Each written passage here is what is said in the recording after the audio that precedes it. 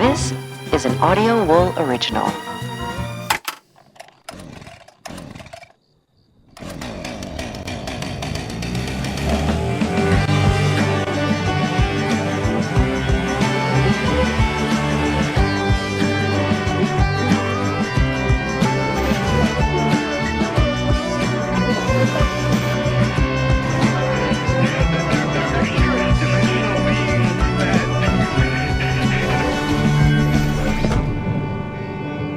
It is Frightday. I'm your host, Byron, and I closed my talk. Why do I always do this? Oh, you closed your talk? You want me to talk instead? No, it's totally fine. Okay. I'll get it. Okay. Sometimes you close your important documents, okay? Okay. It happens. Okay. Really blew this one, Kelly. Oh, I did. I'm sorry. No, do you want me to? I did. Okay. What did I do? I literally closed something just I don't a know. second ago. Why'd you do that? Go to recent? I got it. It's on my other screen. Recent. It's right here. It is Frightday. I'm your host, Byron, broadcasting live from our safe and fortified compound in the woods of Montana. No one's gonna get us. I wish I felt that was true. And tonight, if you're living... I don't feel safe at all. What? I don't feel safe. Oh, sorry. Yeah, that's all right. If you're not living under a rock, you most certainly know that the political temperature of the United States has risen a bit as we approach the 2024 election. A shot just barely hitting former President Trump's ear at a rally in Butler, Pennsylvania last summer, and now just 7 weeks later, another incident while Trump was shooting golf balls at his course in West Palm Beach, Florida. Everything is bad and exhausting. Yeah. But don't worry, we're not talking about any of that stuff tonight. I will, however, remind you to register to vote or confirm that you already are registered by visiting vote.org or vote.gov, because that's super important. It is. It's I mean, not maybe hard. check in with me about how you're going to vote first and then register. No, I'm just kidding. I'm just kidding. Read something, though. I mean, read something other than Fox News or CNN before you decide how to vote. That's okay? probably a good idea. Okay. Instead, Kelly's going to be emptying her head a bit, releasing some of the research that she's gathered on a guy who was the target of more than his fair share of assassination attempts. I would say so. And yeah, we're going to talk about that tonight. I'm joined by Kelly. Hello. And Sam can't make it because he's in Havana. Havana, oh na na. Don't do it. Come on. Da, da, da, da, da, da. Wow. Havana, ooh la la. At the top, first of all, Kelly, we had quite the week. Filled with exciting, busy adventures. So much time that we weren't able to watch a feature film this week. And I did watch a feature film that felt pretty horrific to me, but it does not count as a horror. What was it? The Red Turtle. You ever seen that one? Red Turtle. Is that something that we would talk about on Normie Roundup? I think so. Okay. Yeah. Just going to be behind Never the screens this week. seen so many people cry in one theater in my entire life. Really? Really. Wow. Big news. We should have been plugging this for like a month. Totally spaced it. Live.frightday.com, Sunday, October 6th at 8 p.m. Speaking of watching people cry live. Running all the way through the witching hour and beyond. Get it on your calendars. It's the first ever live streamed Frightday ghost hunt. See if Kelly dies. What do you call it? A ghost hunt? An investigation. Ghost watch? Pardon me. Kelly and I will be strapped up MTV Fear style with body-mounted cameras in Butte, Montana at the Dumas brothel, which, I mean, I think it's the Dumas. I remember getting corrected by some Butians about this. Okay. It feels like it should be Dumas. Yeah. Right? Yeah. But I think because it's Butte, they say Dumas. Dumas brothel, pardon me. Yep. Remember that commercial about Mr. Dumbass? Yeah. The guy who was interviewing for a job. Yes. That was funny. Yeah, it was funny, and it wouldn't have been funny if his name was Dumas. Of course. Yeah. Yeah. Yeah. Angles, though, of these cameras are going to be controlled by you and by the fingers of our good friend and producer, Dennis, as we investigate. It should be a wild adventure, something we've never done before. So, once again, Sunday. And really, like, October 6th. I really hope people are going to be at least somewhat kind to me. Like Just do your job. I don't know. I don't know what my job is other than to show up to a place that's supposed to be haunted. Ask good questions. Like, I promise you I'm not going to do, like, any phony baloney. Okay. Yeah, I mean, you had great questions when you talked to Dave Schrader during Camp Frightday this year. I think you'll be okay. I don't like talking to ghosts. Well, I'll be doing that part because you know me. I'm a little bit skeptical and unafraid of that element of the unexplained. So. Yeah.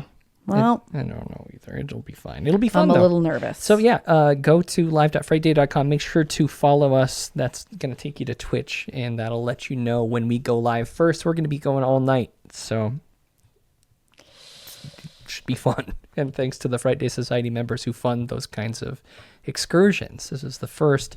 Yeah. But all the equipment that we've had, this has been kind of a long process. Probably over 6 months of preparation for this. Mm-hmm. Should be exciting. Should be fun. Yeah, I mean, Kelly, you, like we said, your final sister was wed over the weekend. Yeah, well, one sister's partnered with a lovely fellow. The other sister I guess you're right. got married. Yeah, we're getting pretty close to common law with the other one. I think they might be. I don't know what the laws are in California. I don't know what they do. But I now feel like I can retire as a sister. Yeah. My sisters are settle in. Both paired off with some fabulous fellers. Mm-hmm. And another fabulous feller stepped in while you were gone. Jacob, thanks so much, buddy. Jacob, I really do appreciate it. It was very kind of you. Did you listen to the episode? No, I haven't, like, literally. So don't say anything yet. You don't know how kind he was to you. Oh, he's probably mean to me, but I still appreciate him pinch hitting so that I could go be at my sister's wedding. You're very lucky. We covered a film that I would not want to see. Did you hear about it? No. Red Rooms. It's kind of like a dark incarcerated serial killer. Bloody hospital rooms? No, not a lot of blood, but it was about a serial killer. Well, who kidnaps 13 to 15-year-old girls and then broadcasts their murder and sexual assault on snuff film live streams. So, well, I am real sad that I missed that. It's actually my film of the year, Kelly. It was really good, and there's no real violence. It's just all up here in the noggin. Yeah, that's worse. Yeah, it was for me. It was tough. So thanks, Jacob, for doing that. And then we did a Behind the Screams episode about French extremity films. So it was a lot of stuff. Man, these were such great things for me to miss. Yeah. But I know that you've got a big thing, but before we... I've got a thing. You got a thing, maybe a small thing. But before we get into that, Kelly, we have a phone number. Call 1-833-374-4489 now to share your paranormal encounters and real-life nightmares, or to talk horror with the hosts. All right, and also the chat is calling me out about my picks. What? Thought you were going to play a scary... Oh, no. So this is a live show. I just want to remind people, live.frightday.com because Tuesday or Wednesday. We're trying to get on a better schedule, but, follow us on social media at Frightday to know when we're going to did you guys do Wednesday last week? I think we did. I'm not sure. I think we might have. So hey, folks, it wasn't my fault. I wasn't here. This schedule snafu was Kelly's fault. The last one was mine. But yeah, we do have a phone number. Get us in your contacts, 1-833-374-4489, 1-833-FRIGHT9. So because we've been prompting folks to call in, and the discussion that we had 2 shows ago was about thrillers, I believe. Is that right? Oh, yeah. And we did get a call. You got a call for it? Okay, let's hear. Was somebody mad at me? There was a cutoff time on this. I talked too much, apparently. Oh, hi. Hi, Captain. Hi, pool boy Byron. Hello. Oh, man. I'm just going to go ahead and run mine off real quick. I was going to say, for the psychological thrillers, The Sixth Sense, Us. Thriller? And shit, what was the third one? What was it? I thought there was a movie called is in Shit. there. Creep. The movie that y'all did, Watcher. I think those are Watcher good for for sure. psychological thrillers. I'll keep it short and sweet. But yeah, love the new episode. Thanks. Love Long David. Legs. Fell asleep the first time. Okay. I worked 12 hours and then went to a 10 o'clock showing and call. passed out within an hour. I'm glad you tried again. I woke up and people were staring at me. That's Ooh. okay. No shame, So that David. was fun. I think Don't buy into Ran out shame. and then went back a week later to go see it. See, that's right. That's right. Thank you guys so much for what you're doing. Love the work. Love you guys. Love Y'all you. take care. Love you too, Jacob. David. See, now you have me completely fucked up because I was actually thinking about I know, David, I heard you and say then I have a David. note on my to-do list for tomorrow to text Jacob. Because I remembered the last text that I got from Jacob was a picture of a food truck that was a play on Twin Peaks, and I was going to respond to him, and so I put that on my list as I was listening to David, and then I said Jacob instead of David. But you have a first-time chatter, Grump One Pumpkin with a 1 for an I, said this is a first-time chatter. Oh, hi, Grump. Hi, this is exactly what my insomnia needed. Sorry. Can I call Grump Grumplestiltskin? Don't do that. And that Grumplestiltskin. Everyone start with Hi, Grumplestiltskin. leaving your name with these Grumplestiltskin. Stop it. With these like that isn't the most fun messages, thing? Please. We know David's voice because David's a longtime listener, yeah. friend of the show. Well, yeah. So much so that I wonder what Grumplestiltskin sounds like. Kelly, you got an invite. Oh, I did? Don't you hate those annoying people that constantly send text messages because their brain's so fucked up that they think of something after the fact and they've already sent the text message? So here's my second voicemail. Kelly, I'm going to need you on the show soon because I need you for an episode of Pete and Pete. Thank you. Love you. Bye. Yes. Oh my God. I cannot wait to, I got to, oh man. See, I got to put this on my list too because you're going to get mad at me if I do it right now. So I'm going to put this on my to-do list. I'm not doing anything. What? Okay. Well, nope. This is for Normie Roundup. I'm going to put it on my Normie Roundup list because you're going to get mad at me for talking about it now. Hold on. Cool. Great. So Yep, stop. I'm gonna do it. You don't need to talk while you're typing. But I'm gonna forget. Then use your fingers and don't talk. I'm gonna forget it. All right. So thanks for calling in. But leave your first names, everyone. That's the second call that we've gotten. Very excited folks who don't say their first name, unless you want to remain anonymous, of course. Or unless you want to go by Grumplestiltskin. Come on, stop it. Been hanging. No, you don't even get to look at the chat anymore. No one's responding to your weird nicknames. What are you, Donald Trump? What are you, Donald? Oh, because his are mean. I'm not trying to be mean. I like people. I know. That's great. If it's thrillers, I don't know. I mean, I think, what's the difference between a descent into madness film and a thriller? Like, is a psychological thriller a descent into madness? I guess that's I don't know. I feel like the whole thriller horror thing might be more of like an inner outer Venn diagram. Are you okay? You're like rocking? I'm Are really you on like excited. Adderall? What's going on? I do take Adderall, Jeez. but no, I haven't had any since this morning. All right, so we also got another phone call. This is another excellent. A return caller. That's not my husband. You know I can hear you. Oh, this one scares me. I hear y'all voices all around me. It's back. A boy and a girl. That's like little canaries chirping from one cage to another. Okay, that's when actually... all I want to do is talk to someone. That's fucking scary. Anyone, that's all I want, just for a moment. I am sorry I lost my temper before. Thanks for the apology. I'll tell you what. I'll tell you some stories if you want. I got a whole bunch of them. Stories about pain, stories about betrayal. That's sad. Well, you hear a lot of things sitting behind the piano. You could even hear my music. Wouldn't that just be a delay? Okay, do you know who this is? Kelly. Do you like my music? I think the music's nice. Some people don't. Then again, they don't like much of anything anymore. Okay, like I'm gonna have nightmares. Operator, are you still on the line? Yes. Okay, like...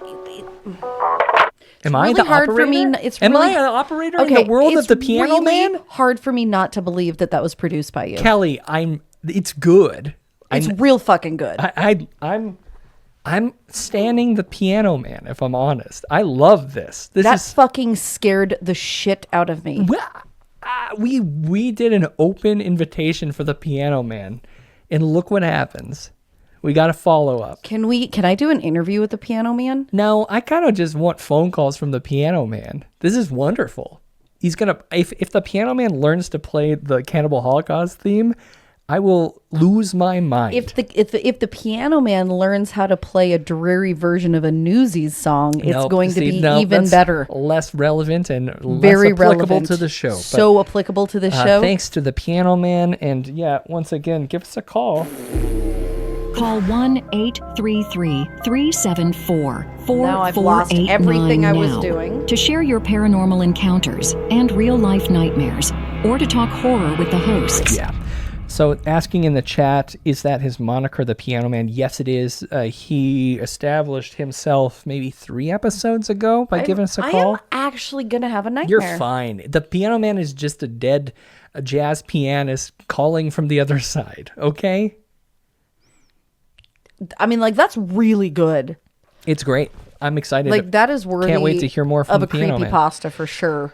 Well, yeah, so that's the situation with the Piano Man. That's our phone number. We plugged the live investigation. What else is there? I think it's time for Kelly to jump on in. Am I ready? Can I go? In a minute.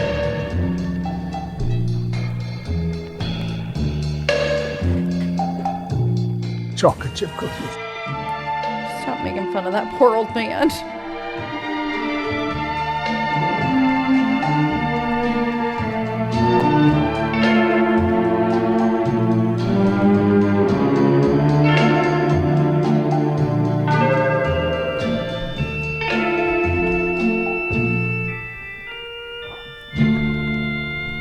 We hope you're enjoying your visit here this evening. Now, on with the show.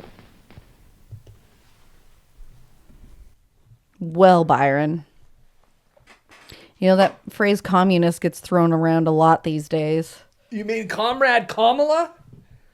Yeah, I do mean that one. Yeah. Thought I didn't have to talk about this junk on this show. Well, it turns out That's a louder than Crowder topic. Yeah, well, good luck being louder than Captain. Certainly can go listen to that new show on the Audio World Network. We've been going for over a year now. I was going to say, is it that new? It doesn't No, feel I that guess new. it I don't think it's new anymore. Feels new, but yeah, continue. So, Byron, the 1970s were an exciting time. Sure were. Cinematically. My Vietnam favorite. ended. That was good. That was good, yeah. Bras. Lots of bras were burned. Thank goodness. I don't think they're very comfortable now. They couldn't have been comfortable They've then. got to be better than they were. Roe versus Wade still stood and was protecting people like me. Nice. No longer. Oh. Ted Bundy was terrorizing the hell out of America and planting history for you to study for decades to come. Okay. That's a Disco and roller skating were very popular. I'm indifferent, I think, yeah. And even for a weirdo like me, without any socially acceptable dance skills or a significant social life to speak of. Got back from a wedding, didn't you? I did. There wasn't dancing, though. Really? Yeah. You learned a lot about yourself, though. Reflecting. Lots of reflection. Yeah. Yes, this is true. Even without that, though, the 1970s would have been good for a weirdo like me because the image of our government, Byron, was rapidly unraveling. At least the image of our government as a benevolent protector, because the public learned about MK Ultra in 1977 when a FOIA request yielded 20,000 documents and Senate hearings. Even though most of the documents had been ordered burned in 1973, there was still enough for us to know. Burned? Like physically burned? Oh, yeah. Have we not talked about that? No, I don't think we Yeah, have. the CIA director ordered all of them burned in 73. Who's the director at that point? I don't know. It wasn't... I don't remember. I don't remember. But a lot of other good stuff was coming out. Schlesinger. There we go. Yeah. Thank you. Despite Dick Cheney's efforts, he was actually deputy assistant to President Gerald Ford at the time, okay? He was trying to manually redact a bunch of report documentation that was coming out about what the CIA had been involved in the 60s. It's hard. I've had to highlight scripts. It's not easy. It's not easy. Yeah. I mean, Dick Cheney, that seems like that probably brings him a lot of joy. But he failed. And on October 5th, 1979, the Senate Select Committee to study governmental operations with respect to intelligence activities, commonly known as the Church Committee. Church Committee. Was headed by Frank Church. That's why it was called that. Well, they announced that they had reached some findings. And this was after like 18 months of hearings. They got like more than 800 witnesses, recorded a whole bunch of stuff, learned about all sorts of terrifying mission creep by the CIA. Big Brother, lone gunman level shenanigans. There's tons of interesting stuff to dive into in those records. Of course. Even the stuff that wasn't redacted, there's some really good stuff. Maybe we'll know more about it someday, but COINTELPRO was a big thing in there. For more on that, you all should listen to this season's edition of Snafu, Ed Helms' podcast. We did a whole episode on this. You're not going to plug that? It's behind the paywall at thefrightdaysociety.org. Well, you did a lovely report. No, but specifically, the Ed Helms podcast is about the very kindly Methodists and Catholics who broke into the FBI headquarters to steal all those records and make them public. Anyhow, my point is, lead with ours, though. lots of records. Okay. But for the purpose of today's discussion, we're talking about evidence of the many attempts over a period of 5 and ultimately 8 presidential administrations on the part of the CIA to kill Castro. Wow. And let me tell you, by the end of this discussion, there are really only 2 conclusions to be reached. Either one, we didn't really want to kill Castro, and this was all a distraction while the few real important people were doing something much scarier, or 2, we are completely incompetent and cannot do anything. Maybe he's like chosen or something. You think he's maybe Jeebus? Are you going to do a little bit of back history on Castro? Well, yeah, I am actually. Okay. Funny you should mention that. That's actually, I'm really glad. He was first and foremost an obsession of the U.S. In fact, there's a great quote from Wayne Smith, former head of the U.S. Interest Section in Havana. Cuba seems to have the same effect on American administrations that a full moon has on a werewolf. We may not sprout hair and howl, but we behave in the same way. Yeah, obsession with this Castro fellow. And how did it all start? Why is there so much hate? Well, let's go back to 1952. President Carlos Prio forced out of power when a dictator, General Batista, who is supported by the U.S., led a coup. Ironically, that very coup served as the inspiration that guided Batista's own removal from power. Because, you see, in 1958, Batista was losing popularity, while Castro, a rebel, was gaining influence, and the CIA kept trying to talk Batista into stepping down, like, hey, let's get another government leader in like that people actually like. Right, or that isn't going to change things into communism because we don't want that. Sure, yeah. But Batista said, fuck you, I'm not stepping down. I'm kind of enjoying this whole being the leader. He liked being a dictator. It was fun for him. Yeah. And he refused to hand over power, so yeah, really quickly thereafter, Fidel took control. No, Fidel, though, before he was a dictator or a leader, he was a lawyer. Well, Fidel Castro, he very Western educated, American Catholic, Roman Catholic educated, I believe. Yeah. And very smart fellow by all accounts. Wealthy, too. Yep. His family were the sugar biz. And he had this reputation as being, like crazy communist, crazy socialist. For the people. Actually wasn't until after the Bay of Pigs? Bay of Pigs. Well, either during or after the Bay of Pigs. Sure. That he even used the word socialist to describe his government. Kind of interesting. And many historians argue that the only reason he used that term, and don't get me wrong, I'm not defending Castro. Castro did some fucking terrifying, awful things. I'm not trying to say that. But basically, we had put an embargo and we were clearly at odds with them. And so he turned to the USSR because that was the other big brother that could help him out, and knew that he would gain a lot more favor if he used at least a communist adjacent term like socialism. And that was a strategic thing. It was also kind of tainted at that point by the, what is it? What did Hitler call his party? The Socialist People's Party or something like that. I mean, Hitler. Yeah. Yeah. And also, I think was Castro, someone just said in the chat, baseball player. Was he a baseball player? I mean, could be. I think he was a pitcher, it seems. Interesting. Sure. Yeah. Fun. Sure. Seems like a cool guy. Okay, well, here's the deal. Hold on. Somebody says they grew up in the... Sorry, I know I'm not supposed to look at that. Okay. Yeah. I will relay them to you, just so you know. So when Castro took power, there were a bunch of Cuban exiles that left and came to America, other places. the CIA began working with Cuban exiles who were wanting to overthrow the Castro government, enemy of my enemy and all that good stuff. Uh-huh. Records and testimony from these congressional hearings in the 70s show that the CIA, working through the Air Force, provided a plane between November 1959 and February 1960 that flew 2 Cuban exiles back into Cuba. The names were not officially given, but an Air Force officer who carried information/communication between the CIA and the Department of Defense testified that the exiles were given, and I quote, 1 or more rifles with telescopic sights to be used in an attempt to assassinate Fidel Castro. So, real quickly after Castro took power, they were pretty hell-bent on assassinating him. This was still under Eisenhower, okay? And he approved a whole bunch of efforts to overthrow Castro, began a U.S. embargo of the island, and after that embargo was put in place... Was that to destabilize and make things difficult for the leader? Is that yeah, and to very publicly and overtly express disapproval? Yeah. And obviously that then pushed Castro to align with our enemy, Soviet Union, which then we cut all diplomatic relations. It was a dare and a double dare and a double dog dare and a triple dare and a triple dog dare. And the war turns cold. Right. There we go.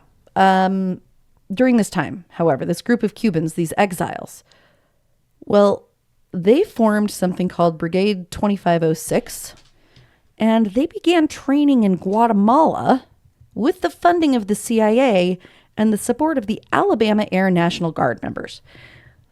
They're fixin' to do something with some type of ground guerrilla warfare. Okay, which is different than all this plane stuff that the CIA and the Air Force coordinate. Well, which they do that all the time. They kept doing it in the 80s too. Oh, they did it here too. Wait till you hear this dumbass story. Oh God! All right. So Kennedy's elected in the middle of all this, comes into power for a number of reasons, some of which we'll eventually discuss in a longer investigation of Allen Dulles. And we'll do a return to Kennedy, too, I think. Oh, boy, oh, boy. Yeah. Well, we're going to talk all about his brother, which is in the, Got a lot of Kennedy coming up. Yeah, so Allen Dulles was the director of the CIA when Kennedy came in. I would say Allen Dulles is top 10 most evil men on record. I want to see that list on Frightday.com. Oh, I'll give you that list. Top 10 most evil things Allen Dulles ever did. Oh, God. I mean, the scary part is I'm sure there are plenty of them that we don't even know. But Kennedy did okay a plan to invade Cuba as an attempt to overthrow Castro. Now, there are some insane stories that you'll hear about this. For example, Allen Dulles claimed that he wasn't familiar with men from Kennedy's generation, and that when he brought briefings to Kennedy, Kennedy would say, in a conversation, be like, and Dulles was like, well, I thought that meant approval. I thought we were good to go. It kind of does back then, maybe a little bit more. Now, I would say less I mean, pretty ridiculous. All right, fine. No handshakes, I suppose. And this plan was given only a 30% chance of success by, whoever was overseeing it within the CIA. Some say Kennedy approved it hastily because he was trying to fight back against his pretty boy image. No, look, I can be a tough guy too. Look at me. Others say that Dulles essentially tricked him. Whatever the case is, this was a real bad decision and a real bad moment. And it was also the beginning of our insane record of failed attempts to stop Castro. Okay. One of the first known plots happened in connection with the growing plot for the Bay of Pigs, but it was before Kennedy was even sworn in. So late 1959, a young woman who also happened to be a Holocaust survivor became a very young lover of Castro's when he very randomly boarded her father's boat when they were on vacation. So they just boarded. Yeah, literally he and his comrades sailed romantic, over. I guess. I mean, I guess, I don't know. She did tell the story like it was a little bit romantic. Yeah. I mean, romantic compared to... It's different than like Spring Break, where... Spring Break Woo? Yeah, I mean, I don't know. It felt a little bit Spring Break Woo, but with like really gross green military uniforms. I like their uniforms. I was just going to say your coat reminds me a little. So she becomes pregnant after like they hook up for a while. She becomes pregnant and she's visiting him when one night she drinks something, starts feeling dizzy, passes out. Next thing she knows, she's waking up in a car. She's been kidnapped. She's taken to some like very barren metallic room, injected with some stuff. She's given a forced abortion. Oh, man. Then put back on a plane to the States. When she got off the plane, she was quickly taken to the hospital. She was sick with blood poisoning. The CIA quickly swooped in to explain how she'd almost been killed by Castro's people. Now, was that the CIA that kidnapped her and did that over in Cuba? Or was that us? Or was that Castro and his folks? I don't know. You're talking whole to lot the of assholes CIA. involved. Yeah, Difficult to say who was the biggest asshole, but they used this to convince her that she had almost been killed by Castro's people, that he was a horrible person, and she needed to help her country by working with them to assassinate the dude that just killed her baby. So she needs... Okay. All right. Sure. Okay, so she finally agrees, and she smuggles in some poison pills. And as she's getting ready to go into the country, she's getting really scared about customs. And so she puts the pills in her cold cream jar, which is just like face cream. Yeah. Okay. Then she gets to his room, starts trying to get the pills out, but they're covered in the goo of the cream and it won't come off. She's supposed to put the pills in his drink. Clearly that's not going to work because they're literally covered in with lotion. Like Vaseline. Yeah. Yeah. It's not water soluble. No. And so she's like trying to flush them down the toilet. And we're actually going to just play a little bit of a clip of her explaining what happens next. So she's in Cuba.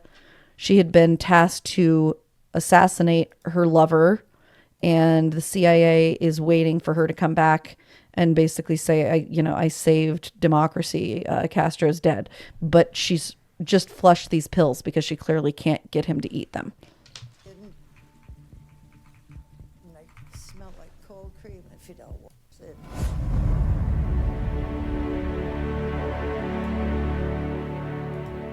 I said, Fidel, I love you, I'm back.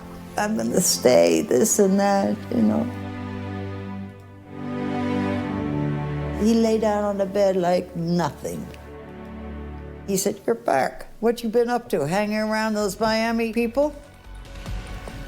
And when he said that, oh my God, he knows. He knows. Do we need more of this? Okay. Sorry. It's very dramatic. And he just looked at me and shook his head.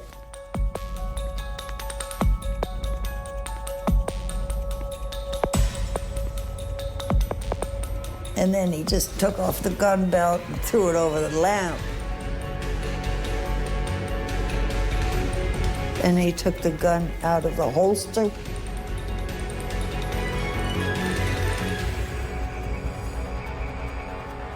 I thought that he's gonna shoot me.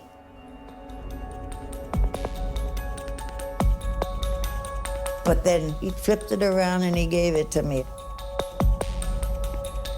He looked at me and he said, did you come to kill me?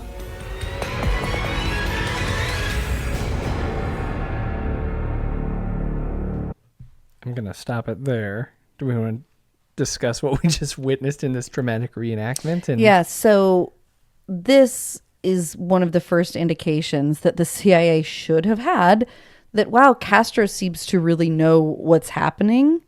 And it's going to be pretty hard to fool him because she thought she was being super sneaky. They didn't think they had told anybody. And clearly he knew what was going on.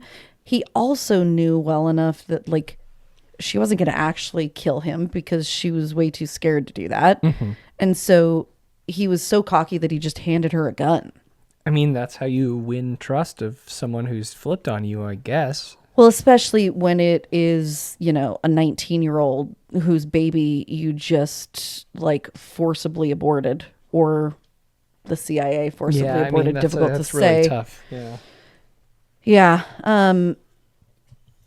Needless to say, they had some sexy time, and then after that, oh my God, and then she went back to What? the States and apparently continued working, trying to unseat Castro, but never So this didn't that change closely. her mind, really. No, like Okay. she had believed at that point that he was a bad dude, Okay. but was not brave enough. Well, I don't want to say wasn't brave enough. That's not fair. That was very brave what she went in and Yeah, did. absolutely.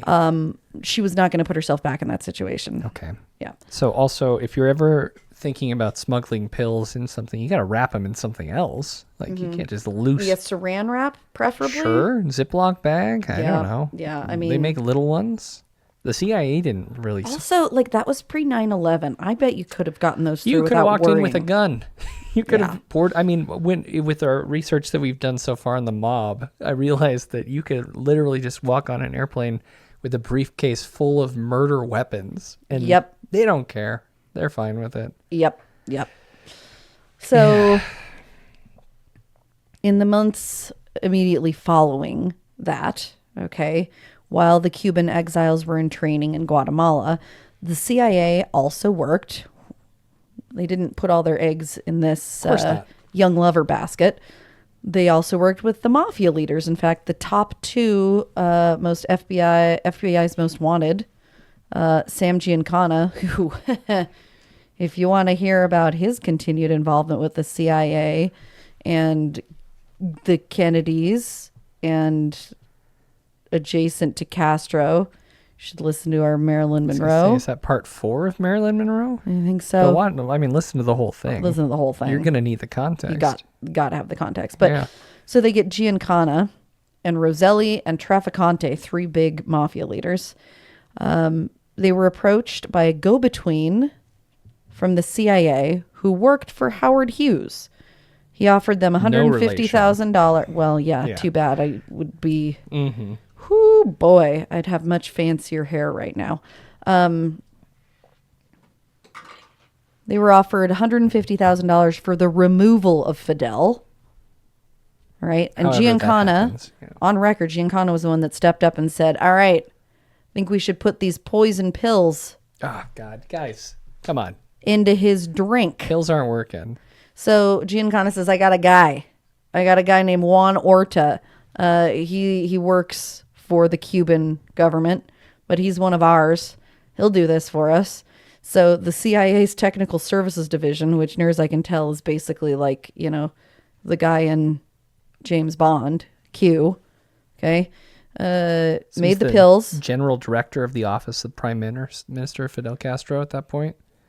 Oh, the Juan inside Orta? dude. Yes, Juan Orta. Yep. Mm-hmm. So they made the pills, gave him to Juan. Orta failed twice for unspecified reasons, or at least reasons I couldn't find in any of the FOIA docs. And then suddenly he was like, nope, I'm out. I don't want to do this anymore. I'm done. I mean, he already had a pretty high level position. There's not a lot Well, of... and my guess is that he knew that Castro was going to know. So another attempt came through the mafia, this time using the leader of the Cuban exile junta, Anthony Verona. And Verona asked for $10,000 in expenses and then $1,000 in communication equipment. And then suddenly Castro stopped Started a visiting the podcast. restaurant That's what you do with that the had the communication. poison pills ready to use. Oh, really? Oh, of course he's got an insider, but Right. communication equipment back Well, then, yeah, you and could then- start your own little radio station, Yeah. I guess. Absolutely. So, So at wait, this point- so you think that he had Probably. an insider at the restaurant? Well, so here's what's really well. Let me get through the Bay of Pigs, and then course. we're gonna sidebar for a minute. So at this time, there's apparently a pause on like the quote unquote covert assassination attempts, which were already fucking failing miserably because the big ol' invasion was about to happen. And whoever was responsible for mapping the landing spot for the Bay of Pigs invasion should be like top of the list for firings. Not only was this an area of the Cuban coast that was notoriously awful to navigate and like muddy and gross, but there was coral everywhere. And apparently when the morons who were planning this were looking on a map, they thought that it was just like stuff that was out of focus or maybe clouds.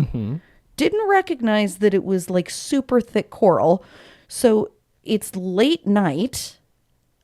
The boats get about 80 yards from shore. They run aground in the coral. Their distress signals go off. With Brigade 2506, right? Yes. The people who have been trained, the Cuban exiles that have been trained. Yep, along with some American folks and some CIA folks, okay? But presuming that the beans about the invasion hadn't already been spilled, their cover was officially blown because all of, the distress signals start going off. Yeah, it was fucked. They were fucked. But they probably already knew because 2 days before this, on April 15th, 1961, there were 8 B-26 bombers that were really poorly painted in Cuban colors that flew over Cuban airfields, ordered by the CIA to attack the Cuban airfields before returning to the U.S. But Castro knew they were coming, so he just fucking moved his Air Force and then moved it back. They reported to the UN what was happening. And our people said, oh, no, we didn't do anything. What are you talking about? We didn't do anything. That wasn't us. That wasn't us. And so now we're running aground in the coral. Castro certainly knows that they're coming because he already knew that it was them trying to bomb. For some reason, they thought that doing that was going to actually destroy his Air Force. But instead, it just confirmed for sure that they were coming. And shit goes super haywire. The first person who is actually caught engaging with the Cuban military is a CIA agent himself. Oh no! From the United States. Yeah. All of them are arrested or killed. A bunch of them are hauled in an airtight transport vehicle, and a bunch of people suffocate in the transport. Wait, really? Because they put too many folks inside? Well, yeah, because we didn't stand a prayer. It was horrible. Yeah. This was one of the worst planned attacks in the history of time. So bad that it's hard not to believe that it was an intentional failure. That this was what they were intending. So you said, it was approved by JFK. It was loosely. It was loosely approved by JFK. It was also potentially misrepresented. Like I said, some of those documents are available and some of those documents are still very well buried. Mm-hmm. I'm sure that Kennedy knew what was going on to the extent that he should have said no. He certainly had doubt about it, but a lot of the people around him were all about him beefing up his macho image. Uh-huh. Most of it was set up under Eisenhower, though. Right? And there's even a rumor. I'm typically when it comes to politically, I'm kind of a Kennedy defender. As a human, I think he was not a great human. As a leader, I happen to like him. But part of the story is there's a chance that he was given a summary document about the odds of success, and it was listed as fair odds, which actually, if you read the whole document, was only 30%. Yeah. But in his mind, the summary saying fair odds, that meant pretty decent odds. Sure. So he made out of, who knows? That's one of those, we'll probably never know, but kind of urban legends. That he just didn't read it. He didn't read the whole thing. Oh. He may have just read the summary and been no. Go for it, dudes. Seems great. Sounds good. My back hurts. Yeah. And the whole Bay of Pigs thing had started under the Eisenhower administration, and they already had lots of CIA forces in place down there, and it was well underway. He essentially just allowed it to keep going. He wasn't the source point, but he certainly was not the stopping point. The end result was total failure. Freaking disastrous. Oh, yeah. We had to trade to get the hostages back. We had to give a shitload of money. It was an absolutely embarrassing failure. And one that a lot of people who criticize Kennedy will still name as one of the biggest reasons that nobody should view Kennedy as a good president. One of the most significant blunders of the Cold War. Yeah. It was bad. Yeah. And then the attempts just kept going. So we went, whoa. It pretty much is. Byron, if you're there, come up. Okay. Oh, that one makes me really sad every time I hear it. Sorry about that. So we went, all right, well, this full-scale assault didn't work. So let's go back to those super sneaky covert attacks. And some of the shit that they did. So grenade attack at a baseball game with a grenade that didn't go off. Was it like a baseball that had a grenade inside of it? I don't know if it was a baseball. Come on. There was a seashell with explosives in it at a place that he liked to go on the beach. It's funny because, I mean, I was surprised by all this Israeli beeper and walkie-talkie explosion stuff. I didn't think that we did this. Turns out, I guess, the world is a cartoon. Yep. They took a scuba diving suit and infected it with tuberculosis. Well, that'll do it. But then gave him the wrong suit. Is it like the situation where... like the leader makes the cook eat a bite of the food in case it's poisoned? Is that true? Actually, does that still happen? I don't know. Really, like Trump had all the fish deluxe or whatever sandwiches that he would eat. Someone would have to eat one of the same ones. I just want to know, like, there are so many jobs in the world that I would feel really depressed if I had to do. That might be the top of my list. Would be to eat the fast food of a president. No, of specifically that president. Yeah, that one in particular. To make sure he wasn't getting killed. Well, you have to wait 15 minutes. Yeah, I mean, Fuck, it would depressing. feel like you're dying just because it's. At what point they really like these botulism toxin pills? They kept trying to use them. They must have produced a bunch in like the lab, and they just needed to use them. So at one point, they were supposed to be in a chocolate milkshake that was delivered to him. But when the killer went to get it out of the freezer, it was stuck. And when he tried, he broke it. And then I wish I had it caused a scene and he was caught. I think I have a gong, but that's not going to I mean, it's okay. So there was a ballpoint pen with a hypodermic needle, but the Cuban official who was supposed to use it got so scared he would stab himself that he threw it away. But the CIA said, no, this guy seems good, though. Let's use him. So they gave him a gun with a custom silencer. And then he immediately cut contact with the CIA and informed Castro that he had been given 2 different modes of trying to assassinate him. And these were 2 things he needed to watch for. There is no official presidential food taster. No longer. But there are people responsible for food security. There's food security and screening. Nothing gets to the president that hasn't fallen under somebody's jurisdiction. There's Jesus. Screeners who monitor food preparation and services, especially when he's dining outside of the White House, which is all the time for a former president. Oh, my God. Yeah. Wow. Unless it was really, really, really well done steak with ketchup. That's really terrible. Yep. Well done steak is really gross. So he gave radio broadcasts very frequently, and they thought, okay, well, if we can't kill him, we're really going to embarrass him.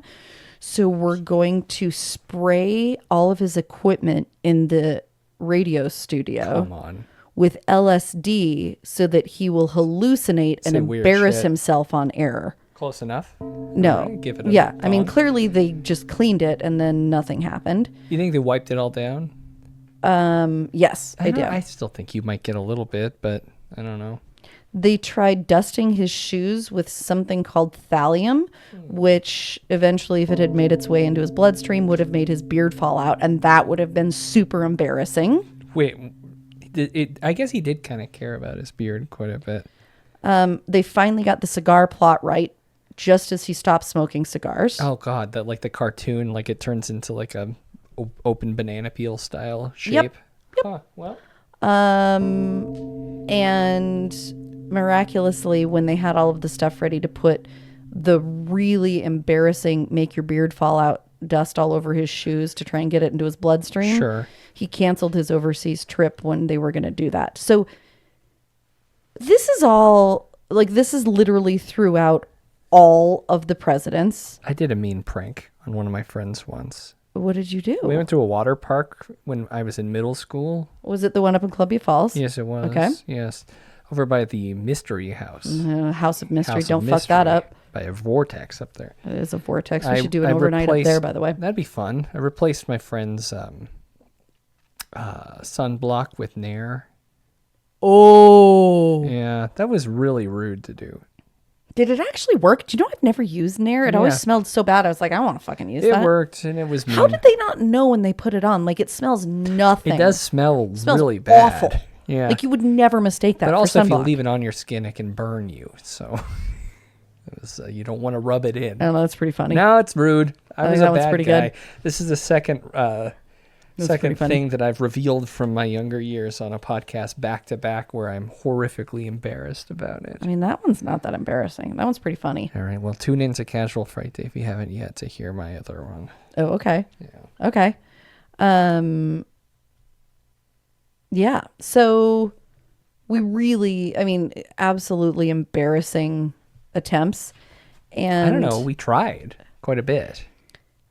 But here's the thing, like that many efforts, according to his chief bodyguard, chief of security, whatever, there were 638 attempts.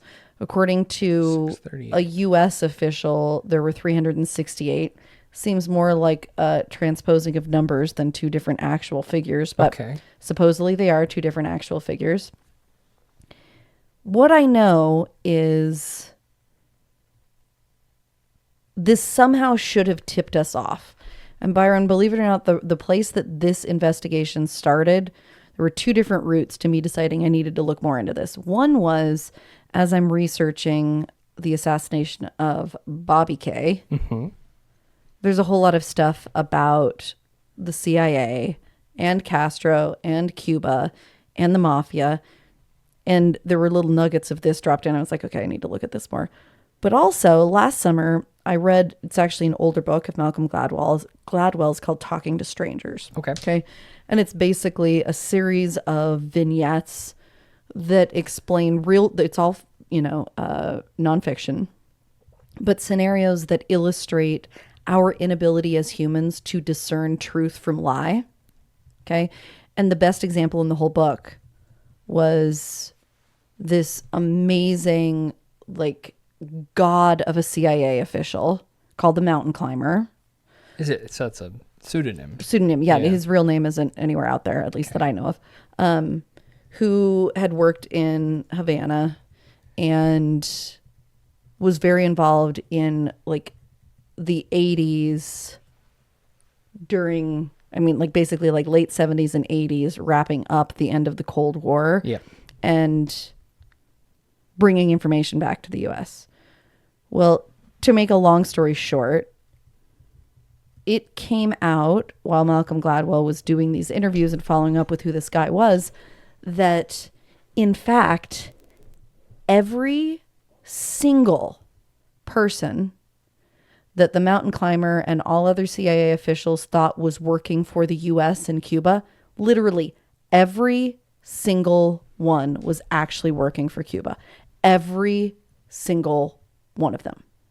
We had an entire roster of CIA officials that we thought were on our side and that were all double agents.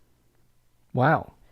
And for all of this shit to have gone so haywire in the 60s, and then in the 70s and 80s, for us still not to understand, wow, we maybe should reconsider whether we are doing anything right here. Instead, it actually just got worse. I think it requires a little bit more self-reflection. Are we the bad guys? Oh my God. Castro, like I said, he killed lots of people. He was a very scary man. Yeah.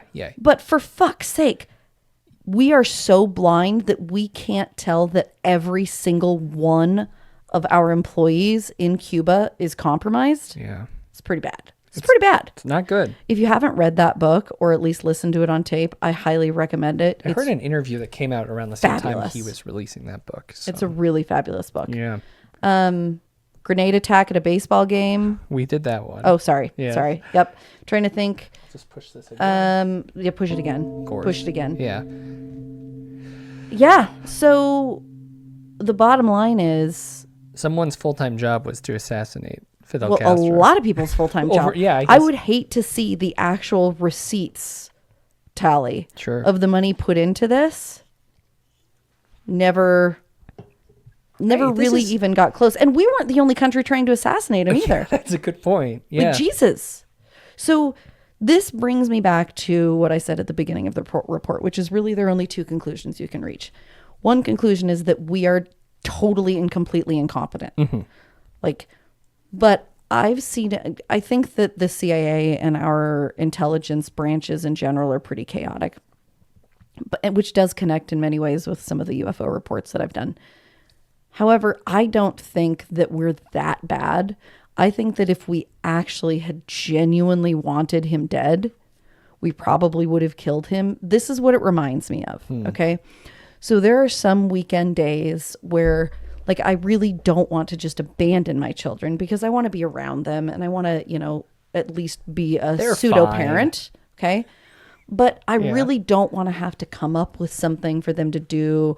I don't want to have to play a game that really isn't fun like Candyland.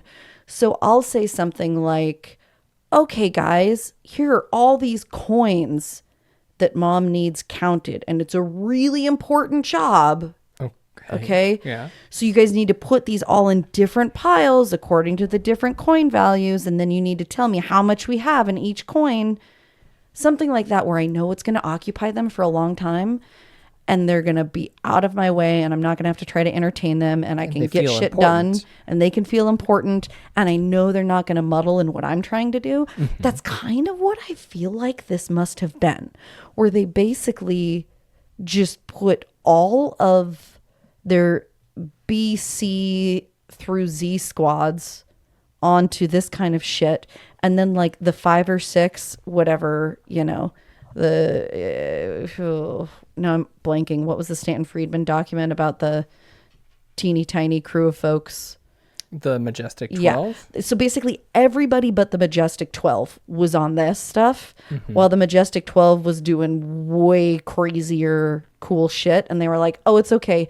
The kids are over there counting coins. We know they're not going to like bother us. They're working on their shit. Do you think the Cohen brothers are part of the CIA? Is that... No, but I do think that they probably have a 30,000 foot view where they can just laugh at it like men who stare at goats. Sure. I just kind of get the sense that that is how things are actually run.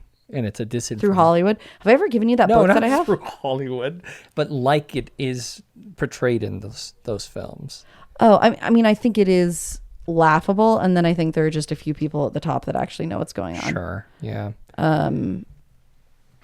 But. Wow. Yeah, I mean, Byron, the number of assassination attempts through the history of our country felt really large until I saw the number of failed assassination attempts we have exerted on other countries. And, I mean, we don't know the true number of threats on our presidents. I know that Biden has had fewer than certainly Obama. But like actually like thought out plots. I mean, there was one against Biden. There was one against Obama. Well, the one Did you know there was one against Trump in 2017? Yeah. Okay. I thought the one against Joe Biden was just a guy with a box truck who tried to ram through the gate and become the leader. That's not really how it works. But the one that I don't know, the one that I think that we're just not talking about enough is just how many consistent active threats there were against Obama and how, I don't think he gets enough credit for trying to keep us down to a simmer at least, considering rather all those. Than like get everybody raging. Do you know there's a book that I want to read, which I discovered in this research as well. Brad Meltzer. The first conspiracy. It was a plot to kill George Washington. Brad Meltzer. I feel like I know he's got some History Channel shows that are like fun, National Treasure style things. That sounds familiar. You're saying did you say The President's Shadow? No, I think it was the first conspiracy. Yeah, okay. Well, it seems like he's got a lot going on. He's got a lot of books. He's written a lot. He's a fun loving historian. Sure. Cool. So, yeah, I mean, pro-Cuba, anti-Cuba. Apparently my grandfather was down there at one point during all of this. Huh. Unfortunately, he's crazy enough that whatever accounts he wrote of it, I'll never know what % was true and what % wasn't. But boy, it'd be fun to understand. But I promise you, he was not one of the 12. He was definitely one of the kids counting coins if he was involved at all. That makes sense. Yeah. Well, So. Just the beginning of a history-filled end of the year. It is. And I have been wildly surprised by what I have discovered on my Bobby deep dive. So everybody get ready. Yeah, I also spent a lot of time this weekend at the wedding defending Michael Jackson. That was fun. Oh my God. Hope you guys enjoyed the rebroadcast of The Truth of Fake News, the Michael Jackson series. Yeah, share that with your friends and family. Finally, my other sister's partner was like, okay, maybe Kelly, but his music still fucking sucks. And I'm like, okay, well, I can't argue with that. Yeah, we all know that that's not good. But well, I mean, I don't mind it, but I can't argue with that. The music's not very good. I kind of like it. I think it's pretty good. Kelly, thank you so much for our report. I also was smart enough to buy the Beatles catalog. That was a baller move. An investment, and I appreciate you. Looking forward to it. And also, once again, everyone, remember, what is it, October 6th, it's a Sunday. Go to live.frightday.com at 8 p.m. MST. If I could just ask the Piano Man not to participate in that at all. Keep on calling. And if I could ask the people that are nice about me being scared to like maybe send some kind things and keep me from having a heart attack. Behind the Screams continues right now at the FrightDaySociety.org. It's Normie Roundup. But for now, Fright Day's done. Until next Fright Day. Ciao, Bellas. I'm Byron. I'm Kelly. Stay away from botulism pills. Great, and stay scared.